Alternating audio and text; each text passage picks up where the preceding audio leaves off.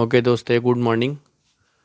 तो आइए हम शुरू कर रहे हैं। आज जो है 6 क्लास का बुक है, ये एनसीईआरटी ज्योग्राफी का ओल्ड एनसीईआरटी है। जैसा कि आप देख पा रहे होंगे, ये ओल्ड एनसीईआरटी है और इसको हमने एक वीडियो हमने डाला है और दूसरा वीडियो है ये दूसरा वीडियो जो जिस चैप्टर पे है वो है अक्षांश और देशांतर। तो ये बुक आप देख लीजिए। चलिए अब हम शुरू करते हैं। इसका सिनॉप्सिस जो मैंने सेकंड चैप्टर का तैयार किया है, हालांकि अक्षांश और देशांतर जो है 2 वीडियो में कंप्लीट होगा, एक वीडियो में कंप्लीट नहीं होगा, लेकिन एक वीडियो में जितना मैंने कवर किया है उसको आप लोग अभी देखेंगे। तो बहुत बहुत स्वागत है आपका ओनली फॉर जीएस चैनल पे। तो आइए शुरू करते हैं। तो ये देखिए, हमने सिनॉप्सिस तैयार किया है ओनली फॉर जीएस की तरफ से। अक्षांश और देशांतर, अक्षांश और देशांतर को हम समझेंगे पहले, उससे पहले हम कुछ बेसिक्स वर्ड्स को देख लेते हैं। अक्ष क्या होता है?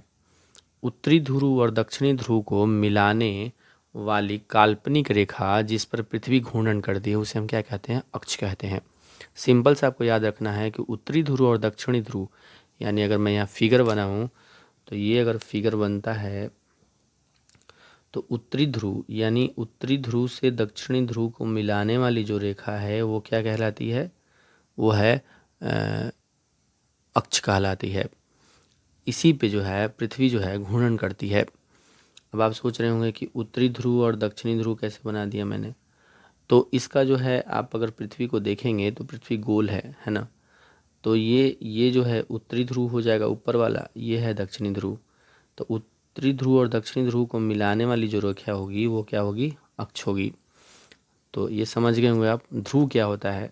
उस काल्पनिक रेखा अक्ष के दोनों सिरे जिस पर पृथ्वी घूर्णन करती है उसे ध्रुव कहते हैं। यानी ये नॉर्थ और ये साउथ, इसको हम ध्रुव कहते हैं। यानी इधर हो जाएगा उत्तरी ध्रुव और इधर हो जाएगा दक्षिणी ध्रुव, नॉर्थ पोल और साउथ पोल।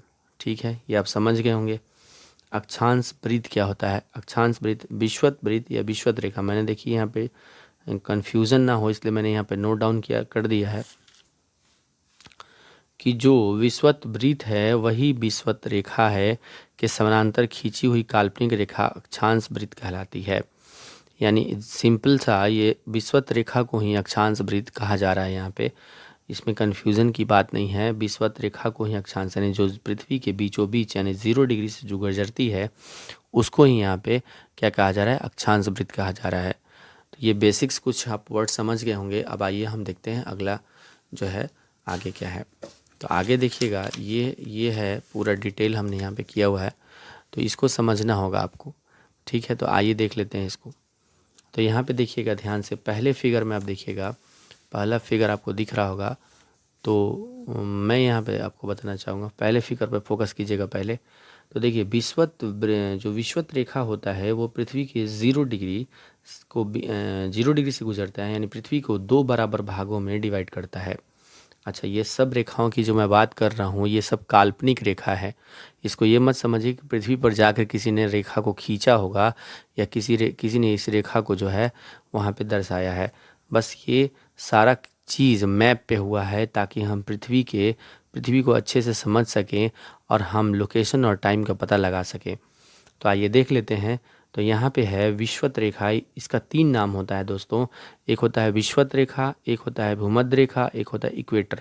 इंग्लिश में हम इक्वेटर बोलते हैं, इसी को हम विषुवत रेखा भी बोलते हैं और इसी को हम भूमध्य रेखा भी बोलते हैं। तो यह है 0 डिग्री पे स्थित है। और 0 डिग्री से ऊपर का जो क्षेत्र होता है, यानी पृथ्वी के 0 डिग्री से ऊपर वाला क्षेत्र को हम उत्तरी गोलार्ध बोलते हैं और नीचे वाले को दक्षिणी गोलार्ध बोलते हैं। ठीक है, तो ये चीज़ें आप समझ गए होंगे कि 0 डिग्री से ऊपर उत्तरी गोलार्ध, 0 डिग्री से नीचे दक्षिणी गोलार्ध। तो आइए देख लेते हैं थोड़ा सा क्या है इसमें।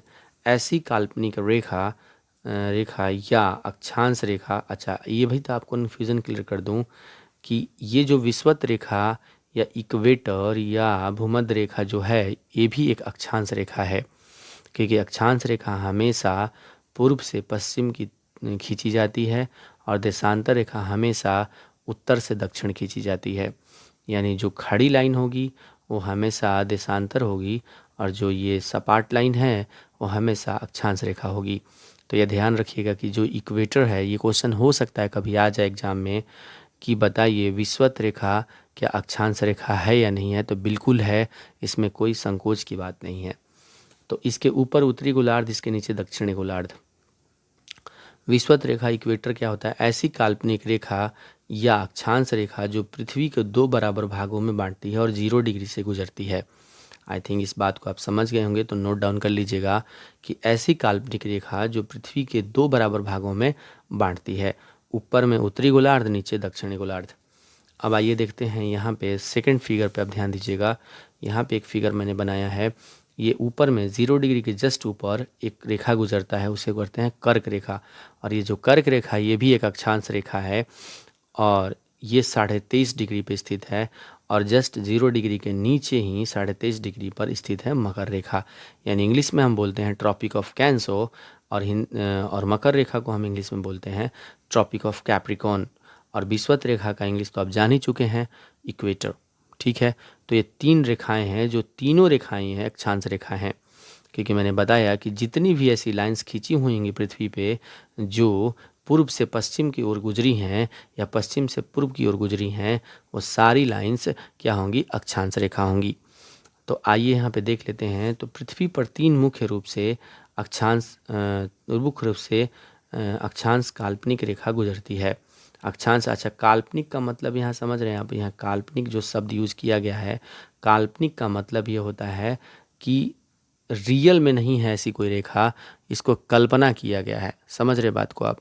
एज्यूम किया है, जैसे आप मैथ में मानते हो ना, लेट अस एज्यूम एक्स, उसी तरह का बात है कि ये मान लिया गया है वैज्ञानिकों द्वारा, साइंटिफिक रूप से इसे मान लिया गया कि यहाँ से होगा। ऐसा कोई रेखा जाके खींचने वाला नहीं है और कोई खींचा नहीं है। ठीक है, तो इसीलिए इसको काल्पनिक रेखा हम कहते हैं। पृथ्वी पर 3 मुख्य रूप से अक्षांश काल्पनिक रेखा गुजरती है। फर्स्ट वन इज कर्क रेखा, अगर ऊपर से देखें तो कर्क रेखा, फिर मकर रेखा, फिर नीचे अगर देखें तो मकर रेखा। तो इसका ऑर्डर अगर देखेंगे तो कर्क रेखा, विषुवत रेखा और मकर रेखा। मुख्य रूप से बहुत सारे लाइंस गुजरती हैं, बट हमने 3 को स्टडी करना है, इसलिए 3 को हमने लिया है। अच्छा, इंटरेस्टिंग फैक्ट और यहाँ एक बता दें, कर्क रेखा वही रेखा है जो भारत के 2 बराबर हिस्सों में बांटता है। 23.5 डिग्री वो रेखा है जो भारत के एकदम बीचों बीच गुजरा है, जो भारत के 8 राज्यों से होकर गुजरता है। इसकी अगली स्लाइड में हम बात करेंगे, यानी नेक्स्ट वीडियो जब आएगा इसका जो अभी एक वीडियो में कंप्लीट नहीं होगा, 2 वीडियो लगेंगे अक्षांश और देशांतर को पूरा डिस्क्राइब करने में। तो ये फर्स्ट वीडियो है और इसमें जो है हम जितना बात करेंगे उसके आगे अगले स्लाइड में, यानी अगले वीडियो में हम जो है पूरी बात इसको डिस्क्राइब करेंगे। तो आइए यहाँ पे देख लेते हैं कर्क रेखा कौन सा है। कर्क रेखा क्या है? जो पृथ्वी से 23.5 डिग्री से गुजरती है तथा उत्तरी गोलार्ध में स्थित है। अच्छा, उत्तरी गोलार्ध मैंने क्यों कहा? क्योंकि आप ध्यान से देखिए कि 0 डिग्री से ऊपर क्या है? उत्तरी गोलार्ध है, इसीलिए कर्क रेखा कहाँ पड़ेगा? उत्तरी गोलार्ध में आ जाएगा। ठीक है ना। अगला देखते हैं मकर रेखा। दक्षिणी गोलार्ध से गुजरने वाली काल्पनिक अक्षांश रेखा मकर रेखा या ट्रॉपिक ऑफ कैप्रिकॉन कहलाती है। तो ये भी आप समझ गए होंगे कि ट्रॉपिक ऑफ कैप्रिकॉन जो है दक्षिणी गोलार्ध से गुजरती है और कर्क रेखा यानी ट्रॉपिक ऑफ कैंसर जो है उत्तरी गोलार्ध से गुजरती है। अच्छा, आपको ये भी आइडिया होगा कि भारत जो है कंप्लीटली विषुवत रेखा यानी इक्वेटर से ऊपर है। इक्वेटर पे भारत नहीं है, भारत इक्वेटर से ऊपर है, यानी कम्प्लीटली उत्तरी गोलार्ध में भारत पड़ता है। तो आप बिल्कुल कंफ्यूज नहीं रहिएगा कि भारत जो है कहाँ पे है। भारत का लोकेशन कम्प्लीटली उत्तरी गोलार्ध में है, क्योंकि एक एग्ज़ाम में क्वेश्चन आया हुआ था शायद, आई थिंक झारखंड पीसीएस में, कि गुजरात किस गोलार्ध में स्थित है। तो बहुत सारे बच्चों ने उसमें गलत आंसर टिक कर दिया था, दक्षिणी गोलार्ध कर दिया। उनको लगा कि भारत उधर है तो दक्षिणी गोलार्ध होगा, बट नहीं, पूरा भारत ही उत्तरी गोलार्ध में है, तो गुजरात कैसे दक्षिणी गोलार्ध में हो सकता है। तो ये आप चीज़ ध्यान रखिएगा यहाँ पे। तो ये समझ गए होंगे। अब आइए देख लेते हैं देशांतर के बारे में। तो देशांतर रेखा देखिए, बहुत सारी देशांतर, ये ऐसे जो भी लाइंस खींचे हुए हैं पृथ्वी पर माने गए हैं या काल्पनिक रेखा जो मानी गई है वो सारे देशांतर रेखा हैं। इसमें एक प्रधान या मुत्तर या प्रधान देशांतर रेखा है जो 0 डिग्री पर स्थित है और ये ग्रीनविच लंदन से गुजरता है। लंदन में एक सिटी का नाम है ग्रीनविच, वहाँ से 0 डिग्री देशांतर रेखा गुजरता है। तो इसके बारे में है, पृथ्वी पर उत्तर से दक्षिण खींची गई काल्पनिक रेखा देशांतर रेखा कहलाती है। तो इस वीडियो में हम जो है दोस्तों इतनी ही चीज़ों पर चर्चा करेंगे नेक्स्ट वीडियो में हम क्या क्या कवर करेंगे, तो यहाँ देखिएगा नेक्स्ट वीडियो में हम अक्षांश वृत्त, कर्क रेखा, मकर रेखा, देशांतर रेखा, समय अवमत्तर रेखा और जो इसमें छूटे उत्तरी गोलार्ध, दक्षिणी गोलार्ध, इन और भारत से 8 राज्यों से गुजरने वाली कर्क रेखा के बारे में पूरा डिटेल हम पढ़ लेंगे। और नेक्स्ट वीडियो में हमारा अक्षांश और देशांतर कंप्लीट हो जाएगा, क्योंकि इस वीडियो में मैं ज़्यादा शूट नहीं कर पाया, तो अगले वीडियो में इसको मैं कंप्लीट कर दूंगा।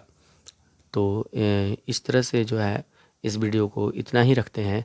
तो अगर आप लोगों को मेरी मेहनत अच्छी लग रही हो तो कृपया सपोर्ट कीजिएगा और मुझे और मोटिवेट कीजिएगा, ताकि मैं इस तरह का वीडियो आप लोगों के लिए लेके आता रहूं। धन्यवाद, थैंक यू।